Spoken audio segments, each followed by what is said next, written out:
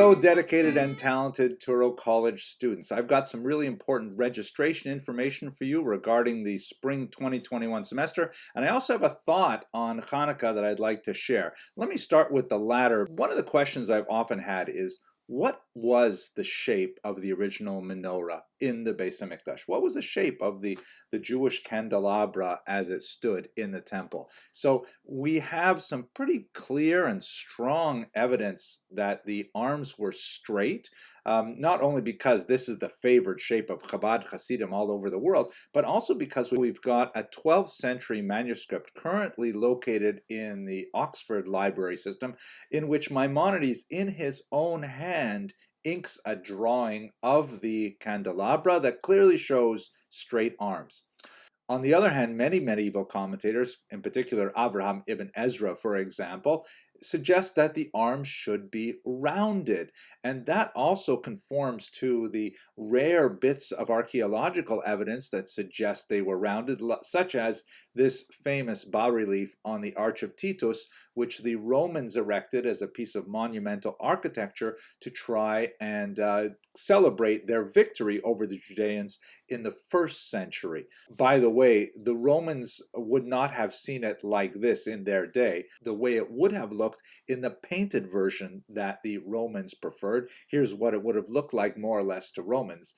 I have to say, yuck, I really prefer the monochrome version. But at any rate, which one is correct? Do we go with this Roman depiction, of course, which was shown by the enemies of the Jewish people after they had destroyed the temple in the 1st century, or do we go with Maimonides, which of course is the Rambam, the great eagle, but he wrote it 12 centuries later? So perhaps a clue comes from some of the half dozen or so recent discoveries of depictions of the menorah that come actually from the 1st century and earlier. This, for example, is one of the earliest coins that shows a menorah. It was published by a Jewish king, one of the last of the Maccabean kings. And as you can see, the menorah here has arms that are not quite straight and not quite curved either. So which one is it? Let me go quickly now to the registration information. First of all, I'm so glad to see so many of you are taking advantage of this season. We have opened up registration earlier, and so many of you have in fact registered for classes.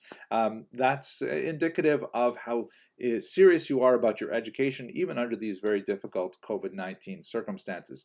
But I want to let you know that something's going to be happening this year for the first time that could affect a lot of you if you are planning to put this off sometime. Specifically, we are going to be closing registration for about 1 week in early January for the purposes of reassessing how our increased enrollment has to be distributed across the system. And we may be postponing some classes until a following semester. And we will reopen registration again, what we call delayed registration, for students who fail to take care of it in a timely fashion. But I have to let you know that those of you who are seeking to register during this delayed period in mid-January may find that the classes you're hoping to take will not be offered at the times you wanted, or they may not be offered this semester at all. So it's really important that you do one of 3 things right now. And there's more information at the bottom of this email. First, register, right? If you know what you need to take, get in there and register. That's incredibly important. There is a ranking of priorities of registration. Seniors come first, then juniors and sophomores and so on. But by the time you're listening to this message, you may find that you are eligible to register. So jump in there and register. If you have not yet determined which classes you want, then speak to your academic advisor. That is your key to the greater wisdoms of planning your educational progress. And please click on the link of one of your academic advisors in order to make an appointment right away. And third, if you're really not sure, then click on the link that talks about what to do if you are not sure. And that will give us a chance to reach out to you and discuss your options, and you'll be able to plan appropriately. So again, remember, we're going to be shutting down registration for about a week in early January, and that will mean that we'll be shifting around some of those classes. It's imperative that you take care of this now. So let's return to the menorah for a second. When you look at that last coin, and in fact, some new discoveries that have been made in Israel just this day, the Times of Israel, for example, published a drawing from a cave, a bit of graffiti of a menorah. And when we compare the arms of the menorah as depicted in this caved graffiti and the official Jewish coin from the period, we see that they're really quite similar.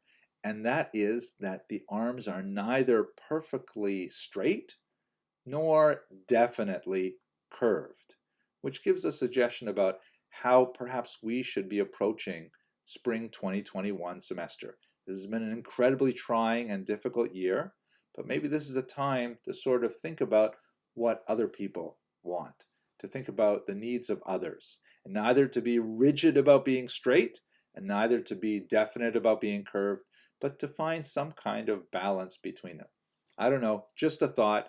Going into this Chanukah season, on behalf of Executive Dean Robert Goldschmidt, the entire faculty and staff of Touro College, we want to wish you a lichtigen, freilichen, and healthy Chanukah, and we look forward to seeing you register for spring 2021. Thanks very much for listening.